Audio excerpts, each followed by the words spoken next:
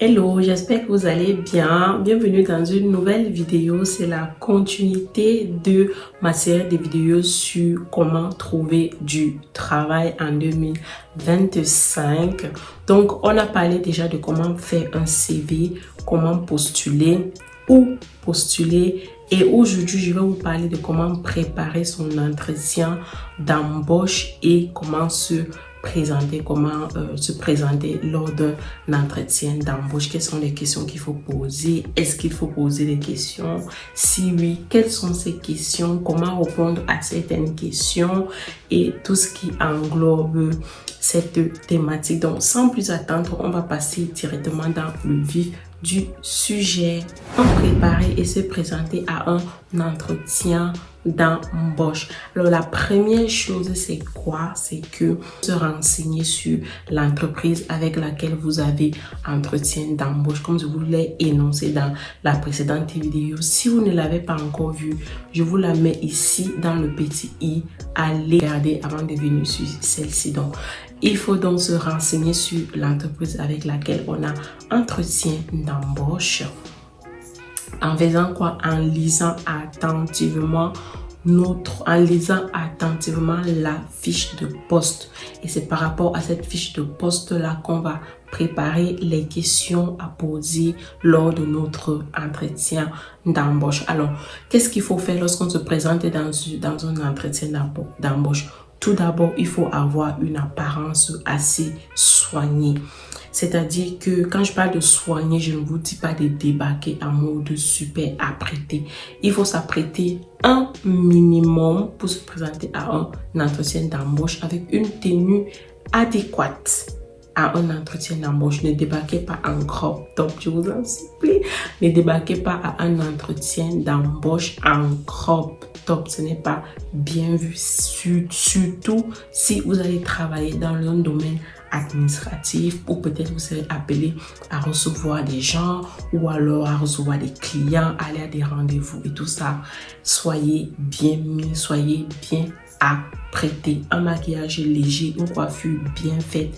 Soignez votre apparence tout simplement. Vous pouvez tout simplement mettre un jean et un t-shirt, une petite robe ou alors voilà. Adaptez-vous selon le climat, mais soyez apprêté. Alors, quels sont les différents? Il y a plusieurs questions qu'on pose souvent lors de l'entretien d'embauche, à savoir présentez-vous, quels sont vos défauts, vos qualités. C'est vraiment les questions génériques. Mais je voulais vraiment revenir sur la question de présentez-vous parce que c'est une question qui m'a longtemps menacée. Mais aujourd'hui, fort heureusement, je sais déjà comment répondre à cette question et je suis toujours heureuse de savoir comment me poser cette question parce que je sais que je vais bien répondre. Et quand je pense à comment je répondais à cette question à l'époque, je suis morte de rire. Je vous assure que je suis vraiment morte de rire. Alors, à la question de savoir présentez-vous, vous savez que quand on vous dit de vous présenter, votre interlocuteur commence d'abord à se présenter. Et si vous êtes attentif, vous pouvez prendre des notes parce que oui, dans la précédente vidéo, comme je vous ai dit, allez la regarder. Je vous ai dit comment vous présenter à un entretien d'embauche. Donc ça c'est fait. Vous savez que vous devez aller avec votre carnet de notes et un stylo. Donc quand votre interlocuteur se présente, vous pouvez prendre des notes. Ça vous aide vous aussi à vous présenter à votre tour. Parce que lorsque votre interlocuteur se présente, il vous dit ce qu'il attend de vous comme réponse. Quand il va vous dire présentez-vous madame, votre interlocuteur, c'est une dame, elle se présente et vous dit je suis telle, je suis RH de telle entreprise, nanani et nanana. C'est tout. Donc vous, quand on vous demande de vous présenter, ne débarquez pas à mode je m'appelle tel, j'ai tel âge, j'ai tel nombre, je suis une femme mariée, j'ai des enfants. Non, ce n'est pas du tout ce qu'on attend de vous et c'est cette erreur que beaucoup d'entre nous faisons et c'est une erreur que j'ai longtemps fait pendant mes entretiens d'embauche. C'est-à-dire que je passais toujours la première étape qui est celle du CV, mais quand j'arrivais à l'étape de mon entretien, je ne franchissais presque jamais l'étape d'embauche parce que voilà, j'étais recalée au niveau de mon entretien. Alors, je vais vous faire un exemple de présentation si jamais vous arrivez. Comme ça, vous pouvez adapter ce style-ci à vous, à votre entretien, quoi. Donc, quand on vous dit présentez-vous, vous pouvez par exemple dire je m'appelle Émilie, je suis diplômée d'une licence en droit des affaires obtenue en 2019. Actuellement, je suis en poste en tant que juriste dans tel cabinet. J'ai décidé d'explorer de nouvelles horizons, raison pour laquelle j'ai postulé à votre offre d'emploi qui me semble très intéressante. Stop. Vous voyez un peu ma présentation? Vous voyez un peu le style? Est-ce que vous voyez un peu où est-ce que je veux vous amener? C'est ce style de présentation-là que vous devez faire. Comprenez un peu la différence avec la première que je vous ai présentée. C'est vraiment ça qu'on attend de vous. Alors, il y a aussi certaines questions. Je ne vais pas évoquer toutes les questions qu'on pose dans un entretien d'embauche. Je veux vraiment les questions qui sont souvent considérées comme pièges. À savoir, voilà, quelles sont vos qualités et vos défauts. À cette question-là, vous ne devez pas parler de vos vraies qualités en tant que personne ou encore de vos vrais défauts en tant que personne. Vos qualités et vos défauts doivent toujours aller en adéquation avec votre fiche de poste. C'est la raison pour laquelle je vous ai dit qu'il faut mémoriser votre fiche de poste. Il faut la voir là.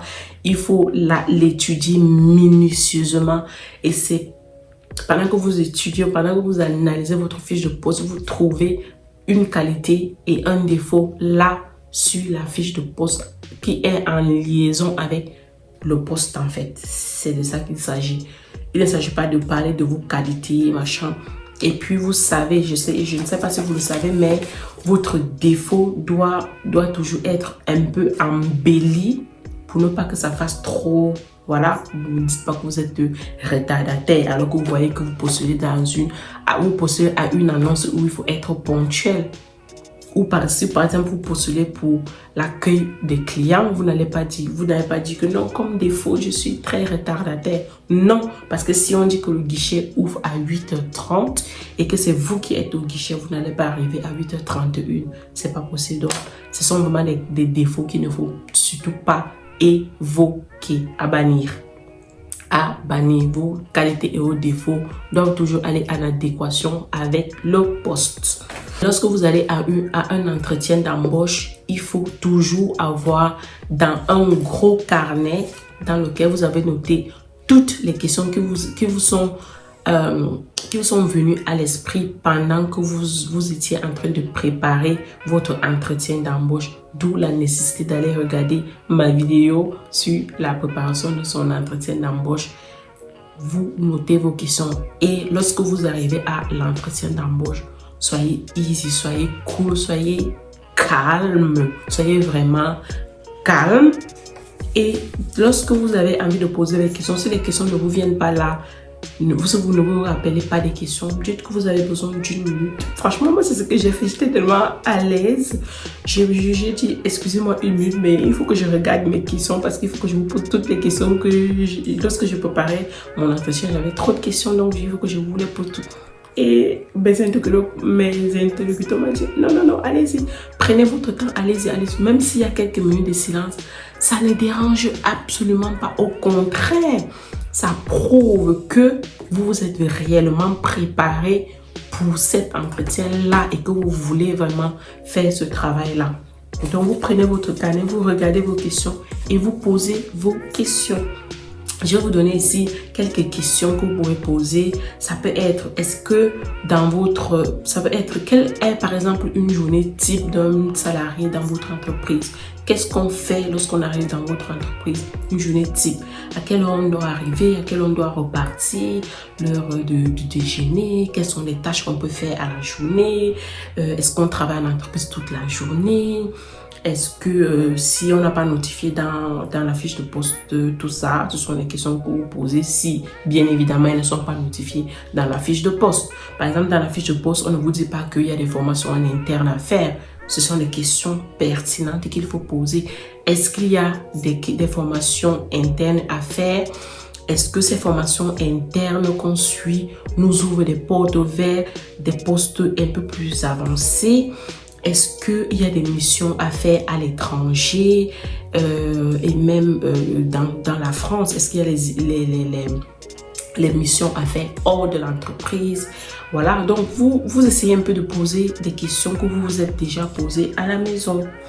Vous pouvez par exemple demander, bon, vu que vous n'avez pas encore visité l'entreprise, vous ne connaissez pas, vous avez juste lu qu'il y a tel nombre de salariés et tout. Vous pouvez par exemple demander quelle est par exemple la tranche d'âge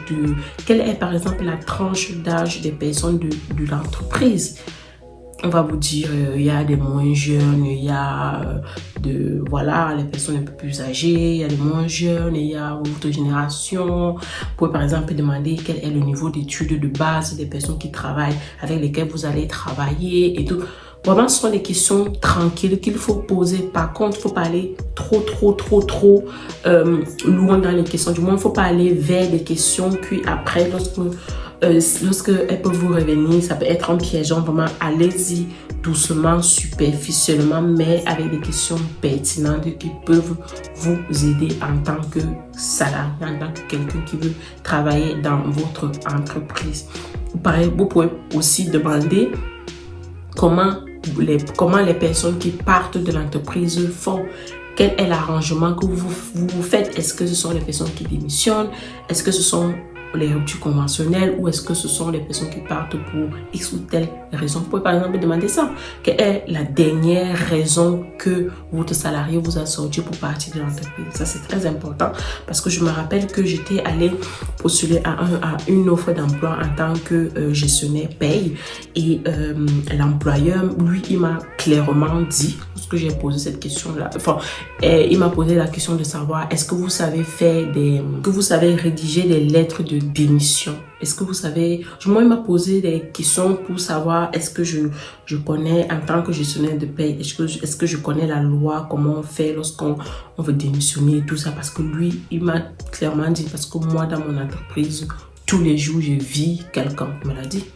Il me l'a dit. Donc, si vous allez postuler dans ce type d'entreprise, vous devez savoir que là-bas, on ne rigole pas. Là-bas, au monde faux pas, on vous vire. Ce sont des choses à savoir. Et là, ça vous permet de savoir si vous voulez vraiment travailler dans cette entreprise-là ou pas. Vous voyez un peu le truc, donc c'est un entretien d'embauche. Votre recruteur vous pose des questions, vous aussi vous lui posez des questions. C'est une évaluation mutuelle, vous vous évaluez entre vous. Parce que à la fin de l'entretien, ou alors voilà, à la fin de l'entretien, votre recruteur peut vouloir vous prendre et vous dites non parce que les conditions ne sont pas remplies ou alors ce n'est finalement pas ce à quoi vous vous attendiez. Donc, vous pouvez toujours dire non à un poste au lieu d'entrer et puis vous retrouvez dans un truc pas possible. Donc, voilà, c'est un entretien mutuel. Entretien d'embauche n'est pas un monologue. Donc, soyez vraiment pisse lorsque vous allez dans les entretiens d'embauche. Et une autre chose, comme je vous ai dit en début de vidéo, il faut venir avec son CV et sa lettre de motivation imprimée vraiment à la main sous forme de papier. Il faut ramener ça. Et la chose la plus importante, c'est de maîtriser son CV et sa lettre de motivation. Vous devez savoir ce que vous avez écrit à l'intérieur. Ça permet à votre interlocuteur de voir que, comme je vous disais tout à l'heure, vous êtes vraiment préparé, vous savez ce que vous dites, ça vous fait passer pour quelqu'un de très intelligent, même si ça n'empêche pas que de temps en temps vous pouvez guider dans votre CV, mais c'est votre CV, vous êtes censé connaître les choses qu'il y a à l'intérieur parce que dans certaines entreprises, lorsque vous partez dans un entretien d'embauche, on vous pose des questions sur votre CV. Donc, si ce n'est pas vous qui avez rédigé votre CV, c'est ballot. C'est ballot. Donc, faites vraiment l'effort de maîtriser votre CV et maîtriser votre lettre de motivation.